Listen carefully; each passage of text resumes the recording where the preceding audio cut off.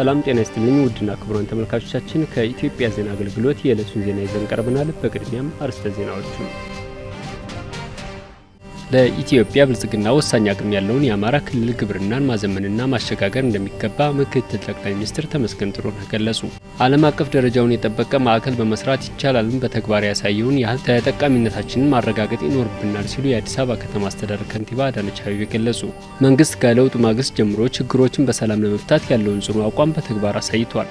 ኢትዮጵያ ከራሷ አልፎ የጎረቤት ሀገራትን ታሳቢ ያደረገ የአደገኛ ኬሚካሎች ማስወገጃ ልትገነባ ነው። ሐዋሳ ከተማ የሚገኙ አምራች ኢንዱስትሪዎች ከውጭ የሚገቡ ምርቶችን በማምረት ለሀገር የውጭ ምንዛሬን በማዳን በኩል የድርሻቸውን እየተወጡ መሆኑን ገለጹ። ዜናዎቹን በዝርዝር እንመለከታለን። ከዜናዎቹ ጋር አህመድ መሐመድ አብራችሁ ቆያለሁ። ለኢትዮጵያ ብልጽግና ወሳኝ አቅም ያለውን የአማራ ክልልን ግብርና ማዘመንና ማሸጋገር እንደሚገባ ምክትል ጠቅላይ ሚኒስትር ተመስገን ጥሩነህ ገለጹ። ምክትል ጠቅላይ ሚኒስትር ተመስገን ጥሩነህ የአማራ ክልል የግብርና ትራንስፎርሜሽን የ10 ዓመት መነሻ እቅድ ላይ ከመምህራንና ከባለድርሻ አካላት ጋር ምክክር አድርገዋል። ምክትል ጠቅላይ ሚኒስትር ተመስገን ጥሩነህ በምክክሩ ባደረጉት የመክፈቻ ንግግር ሀገራዊ እድገትና ብልጽግናን ለማረጋገጥ ሀገራዊ አቅምን ሀገር በቀል የፖሊሲ እይታና የትግበራ ሂደት ታሳቢ ተደርጓል ብለዋል።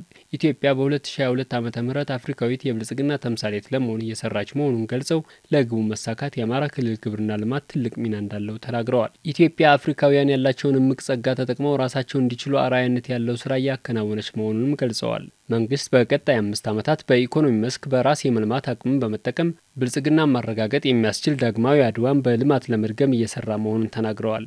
የአማራ ክልል የግብርና ትራንስፎርሜሽን እቅዱን በአግባቡ አዳብሮ ወደ ትግበራ ማስገባት ሀገራዊ ግቡን ለማሳካት የጎላ አበርክቶ እንዳለው ገልጸዋል። የአማራ ክልል ርዕሰ መስተዳድር አረጋ ከበደ በበኩላቸው ክልሉ የተለያዩ ሰብሎች ለማምረት ምቹ ስነ ምህዳር ያለው እንደመሆኑ አቅምን አሟጦ በመጠቀም ምርትና ምርታማነትን ማሳደግ ይገባል ብለዋል። ባለፉት ጥቂት ዓመታት ከአመለካከት ጀምሮ አርሶ አደሩን ተጠቃሚ ለማድረግ በተከናወኑ ተግባራት የተሻሉ ውጤቶች መታየታቸውንም አንስተዋል። ክልሉ ለግብርና ስራ ምቹ ስነ ምህዳር ያለው እንደመሆኑ እምቅ አቅሙን ለይቶ ግብርናውን ለማዘመንና ምርትና ምርታማነትን የበለጠ ለማሳደግ የተጀመሩ ስራዎች ተጠናክረው ይቀጥላሉ ብለዋል።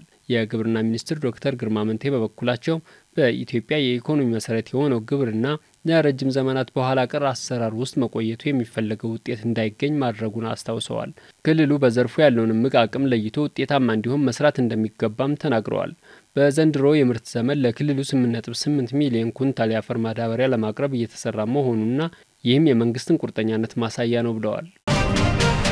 ዓለም አቀፍ ደረጃውን የጠበቀ ማዕከል በመስራት ይቻላልን በተግባር ያሳየውን ያህል ተጠቃሚነታችንን ማረጋገጥ ይኖርብናል ሲሉ የአዲስ አበባ ከተማ አስተዳደር ከንቲባ አዳነች አቤቤ ገለጹ።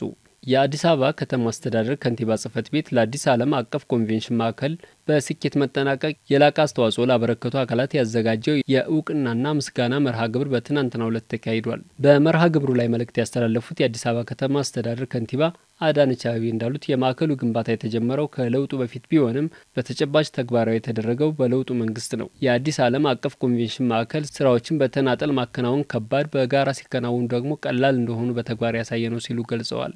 የማዕከሉ ግንባታ ወጪ 96.2 በመቶ በከተማ አስተዳደሩ የተገነባ መሆኑን አውስተው በተጨማሪም የኢትዮጵያ አየር መንገድ፣ የኢትዮጵያ ንግድ ባንክና ሌሎች ተቋማትም ድጋፍ ማድረጋቸውን ተናግረዋል። የአዲስ ዓለም አቀፍ ኮንቬንሽን ማዕከል 40 ሄክታር መሬት ላይ ያረፈ መሆኑን የገለጹት ከንቲባዋ 21 የከተማዋ ነዋሪዎች፣ ሌሎች የአካባቢው አርሶ አደሮች ከኛ ሀገር ይቀድማል ብለው ቦታቸውን ለቀውልናል ብለዋል። ዓለም አቀፍ ተወዳዳሪ ማዕከል መገንባት የተቻለው በቅን ኢትዮጵያውያን የላቀ ትጋትና ትብብር መሆኑንም ገልጸዋል። በመሆኑም አዲስ አበባን የአፍሪካ የስበት ማዕከል ማድረግ የሚያስችል ማዕከል እንዲገነባ አስተዋጽኦ ያደረጉ አካላት የላቀ ምስጋና ይገባቸዋል ብለዋል።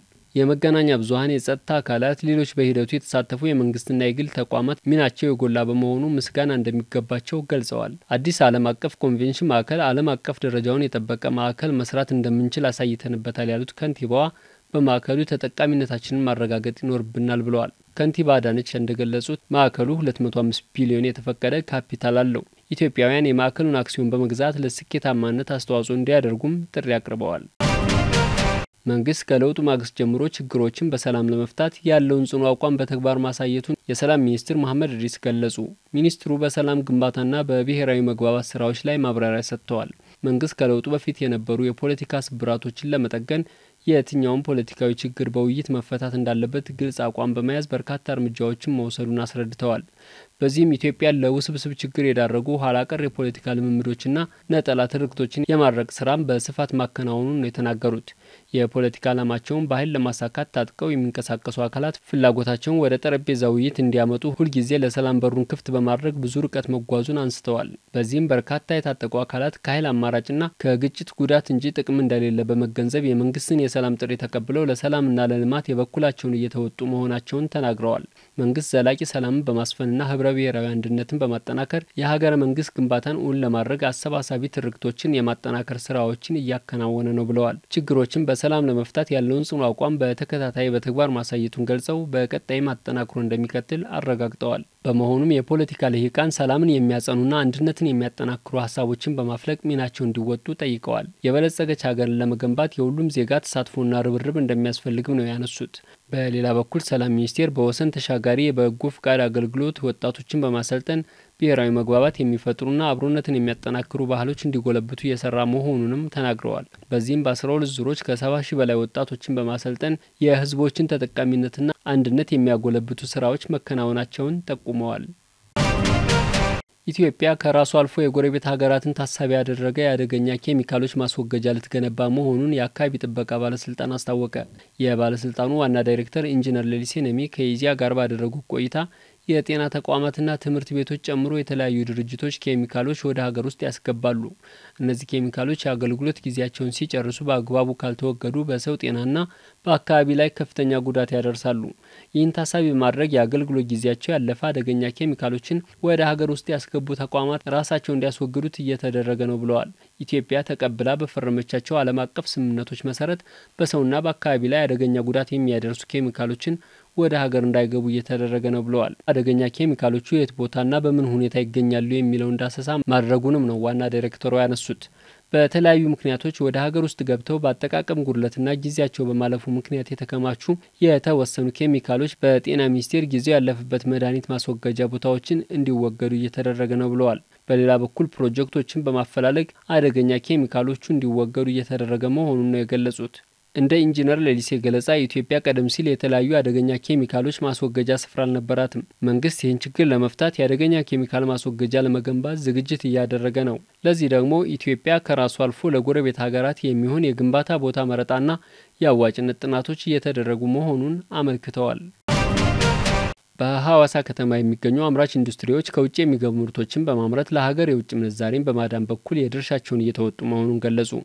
ከሰሞኑ በሐዋሳ በተካሄደ የአምራች ኢንዱስትሪዎች አውደ ርዕይና ባዛር ተሳታፊዎች ለኢዜአ እንዳሉት ከውጭ የሚገቡ የተለያዩ የኮንስትራክሽን የስፖርት መስሪያና የግብርና ማቀነባበሪያ ምርቶችን በመተካት የውጭ ምንዛሬ በማዳን የበኩላቸው ሚና እየተጫወቱ ነው። ኤልሻሎም የተሰኘው ኢንዱስትሪ ማህበር ሰብሳቢ ጋሻው ሄዶ ማህበሩ ከውጭ ቢገቡ 50 በመቶ የዋጋ ብልጫ ያላቸውን የእህል መውቂያ፣ የዳቦ መጋገሪያ፣ የስፖርት መስሪያና ሌሎች 15 መሳሪያዎችን ያመርታል። የአቤ ሞዲፊኬሽን ስራ ማህበር ስራ አስኪያጅ ወጣት ገነታ በበኩሏ ምርቶቹን በሀገር ውስጥ በመተካት በዋጋ በመለዋወጫና በተደራሽነት የበኩሉን ድርሻ እየተወጣ ስለመሆኑ ገልጻለች። ለቢሮና ለቤት አገልግሎት የሚውሉ የእንጨት ውጤቶችን በማምረት የውጭ ምንዛሬን ለማስቀረት እየሰሩ መሆኑን የገለጸው ደግሞ የአበራ አብርሃም የፈርኒቸር እቃዎች አምራች ኢንዱስትሪ ስራ አስኪያጅ ኢንጂነር ስምኦን ታፈሰ ነው።